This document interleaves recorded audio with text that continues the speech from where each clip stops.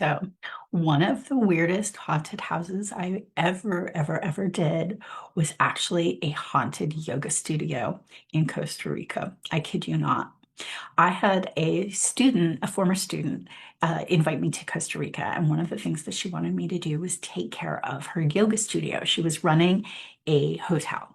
And at the top of one of the areas of the hotel, it was in a cute little surf town. And at the top of one of the buildings was this, which should have been an absolutely gorgeous yoga studio. It was huge, it was wide, there were open walls with a beautiful ceiling, and it was overlooking the beach, and it should have been gorgeous. It should have been absolutely stunning.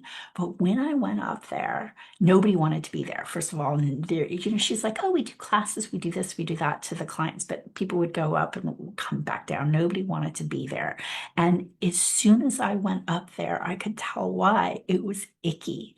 I went up there and it was like you suddenly felt like you were dirty, like there was like just gunk on you. And my body felt like it wanted to close down, and it was icky. So I, redid my protection and stuff. And then she and I both like used our, turned on our clairvoyance, and we're like, what is going on with this space? And one of the things I noticed right away was all this sex energy, just sex everywhere. And I even saw spirits like having sex. And I'm like, first of all, first of all, I didn't know spirits had sex, but they were having sex, so I guess they did.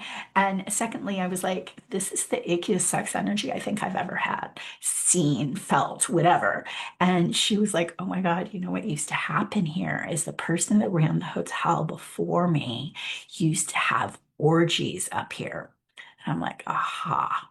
Now I understand. So, what happens in a space is everything is energy, right? Everything, the desk that's in front of me, the computer that's here, my body, the walls, the books, all of it is energy, running at different rates of speed, right?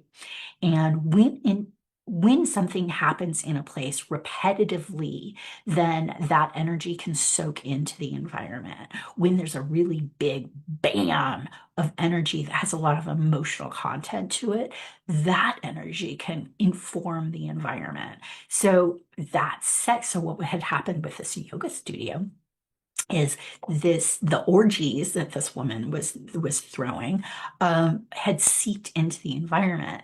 And then what else had happened is a bunch of spirits that were stuck on sex pictures that had not completed some energy around sex when they were alive. They were kind of obsessively just obsessed. They were obsessed with it. Had claimed this space for themselves, and were continuing the whole orgy thing. Now, I know you're probably like, Kavena, how do spirits have sex? They don't have bodies. And the answer is, I don't know. I have no idea, but I saw it and she saw it. And the Tibetans in the Tibetan Book of the Dead have the closest thing I've ever seen. This helps so much with the haunted houses. They talk about different dimensions and different ways that spirits get stuck as they're trying to ascend to a higher level. And one of the ways they talk about is sex, is they can get stuck in a sex realm. So in our psychic clairvoyant language, we would call it stuck on a picture. So they're stuck on some sexual energy that they haven't gotten through. They're obsessed with it. And so they keep replaying that until they finally release it, whatever, haha, release, but they finally let that go and then can hopefully get to a different place. But so that's what was happening in this location. And there were so many of these spirits, so many. It was just really like a whole thing. So there's a couple things that can happen with different spaces when you're doing a house clearing or space clearing. And one of them is a dimensional overlay. So on one level, it just looks like a yoga studio. On another level, it looks like a yoga studio that's having an orgy. So what I do in a case like that, and it's always a case by case basis, but what I did in that case is I took that dimensional overlay and I moved it out to the beach. And then the whole space kind of calmed down. And both Olivia and I were like, Whew, that feels better. Like the icky, sexual, gooey, kind of slimy. You just felt like people were like trying to touch you. It was gross. So that all kind of left. And then it felt like, oh, this feels like a normal space again. And then out of the wall, basically this door opens and these two little woo-woo hippie kind of sex spirits like come in and they look totally shocked. Like, wait a minute, where did our place go? And we're like out to the beach. And so we move them over there and then we put up little signs all over, energetic signs saying, if you're looking for the sex orgy, just go out to the beach, go out to the dimensional. And we created a little path so any other spirit that was trying to get there could get there. And then we just cleaned the space. So that was one of the most interesting clearings that I ever did. It was just absolutely phenomenal. Now, there's a couple things that can happen that you can encounter when you are doing a house clearing or a space clearing. So interdimensional realities are one of them. You can also encounter spirits that are just stuck. You can encounter groups of spirits that are stuck. You can encounter vortexes. You can encounter um, nature spirits or aliens. Sometimes people, very rarely, but sometimes people have done like black magic or sorcery in a space, and so that can kind of happen. You can see that. Um, Sometimes something traumatic happened and people left a little piece of themselves. So it almost looks like a loop, like a GIF or a GIF or whatever you call it. It's like bloop, bloop, bloop. Like you see that over and over and over again, just happening, kind of, that little moment. So that can sometimes be in a space. Um, and, another thing that can affect things is like running water under a location or ley lines. Those can also be affecting a space. Um, so, so yeah, yeah. So that's haunted houses. There's not anything like what you see in Hollywood. Nothing like what you see in Hollywood. Really, nothing like it. I've done so many of these and never have I seen any of the weird stuff that they're showing in Hollywood. Now, I know to have tools, my students have tools, so we know how to get rid of spirits, we know how to do all this. But because the spirits most of the time are just stuck, then as one of my students described it, he said it's a humanizing experience. It's really humanizing where you take this thing that you have been programmed to believe is so scary, and then when you get to look behind the curtain, like in Oz, like I am the great Oz, and you pull back the curtain, it's just this little scared person. That's kind of a lot of times what haunted houses are like. Now, yes, there are malicious spirits. I'm not going to pretend that there's not malicious spirits or stuff messing with other people. Yes, it can be like that. But more often than not, it's once you have tools to deal with this stuff.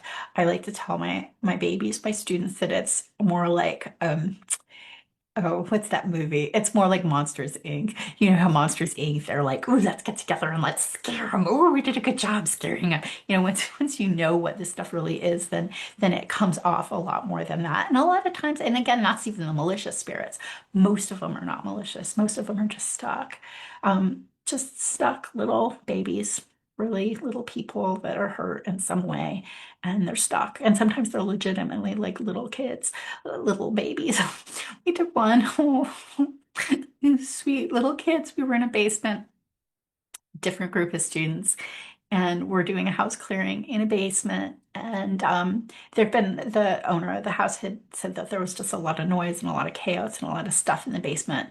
And so when we all walked down there, we saw these little, like it was like kind of the basement swooped back and you could kind of see it was black. I guess it was, I don't know, it was kind of a basement, but under the house. I don't know how it all worked, but there was this kind of black area and you saw these little kids like all hiding. They were all kind of hiding in the shadows, all these little kid spirits.